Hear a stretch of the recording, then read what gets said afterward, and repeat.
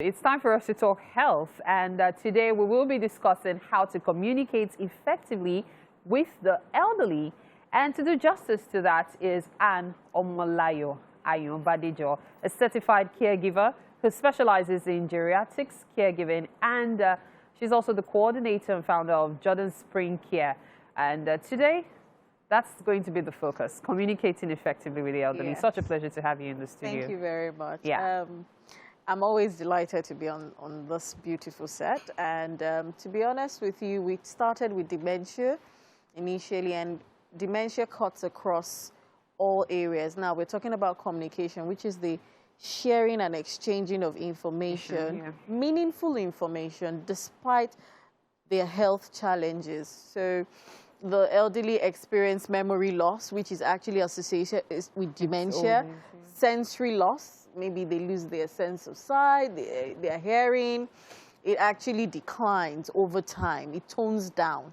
So you have to exercise extra patience, and you have to be able to gauge their mood, because some of these medications they take actually have side effects. So you'll be able to gauge their mood and how to approach them. In Nigeria, we have what you call ageism, where there's a big bias against the elderly. They believe, oh, they brought it upon themselves. They don't have patience for them. No, we have to educate people that communicating with the elderly is very important. However, when some people say, oh, you need to talk to them like children. No, not all the elderly are. You know, I was actually going to talk about that as well at some point, but please go on. Yes. So you talk to them in a way they understand you. Because if you talk to them like children, they remember 45 years ago better than 45 seconds ago. So they'll be wondering, why are you talking to me like a child? I mean, I used to be a big boss at a big company. So you have to come down to the level where they understand you, not necessarily talking to them like a child, but talking to them slowly so that they can read your lips sometimes, even if they can't hear you properly. And remember, we are not so encouraged by the attitude of loved ones towards the elderly, just not because it's their fault, they don't understand. So some of the elderly people are already in need of hearing aid. Yes. When you do not get them hearing aid, you have to take your tone a notch higher.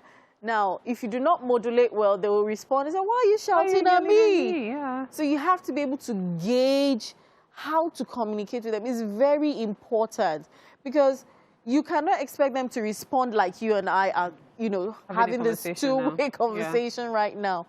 Communication is, you know, you have a sender and a receiver. You have to be patient enough for them to receive that information, process it, and reply you.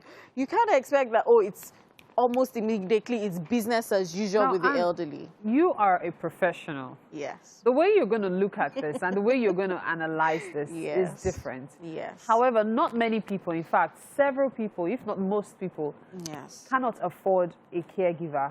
So in most cases, they have to take care of the elderly themselves. And so when you're talking about this, many of them are probably rolling their eyes now. It's easy for you to say now, it's not your job. So if we want to break it down to their level, to make it easier for them to relate and be able to better handle the elderly in their family, how would you break managing communication or communicating effectively with them? Because all of these problems are being faced on the daily. So how will you break it down to them? To be honest with you, it's quite sad that a lot of people think caregivers are not affordable. They have this bias already before we even come to them. However, as caregivers, we need to explain to them that, look, you cannot compare a domestic staff to a professional caregiver, because we are tailored to meet the needs of our clients. A domestic staff cannot give a detailed report of drug interaction. Remember, we are non-medical, but we have skills in monitoring and observation. So a domestic staff can give a detailed analysis of, oh, daddy or baba took this drug and he was at so time, he was very restless, he didn't sleep all through the night. And then the doctor will be able to, he's reacting this way, he's very cranky, the doctor will be able to know what to do. It's like we're the bridge between the doctor and the medical team. And it's really, really very important. If for instance, when you observe, sometimes they lose feeling in their body. Limbs, yeah. It could be their leg, it could be their arm. You as a caregiver, you're trained to observe. A domestic staff can't do that.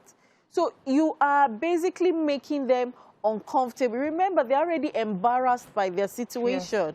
And if you don't show them love, they withdraw into their shell. And this kind of things make them die faster. So I actually want to look at this from two angles. Yes. First, when you say not expensive, what do you mean? On average, how much does a caregiver cost?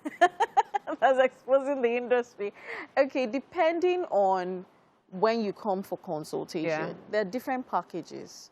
It's based on what we can work with your budget. And sometimes it's inevitable we can't go past a certain level.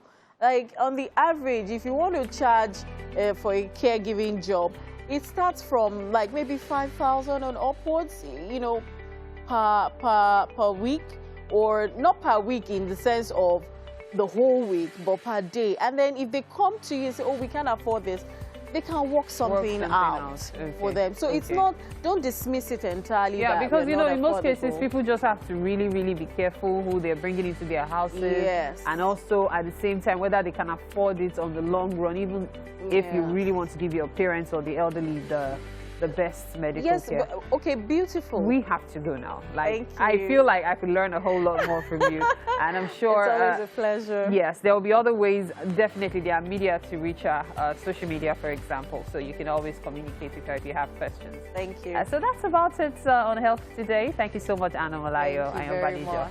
All right, so we'll take a break now. Wake Up Nigeria continues in a bit.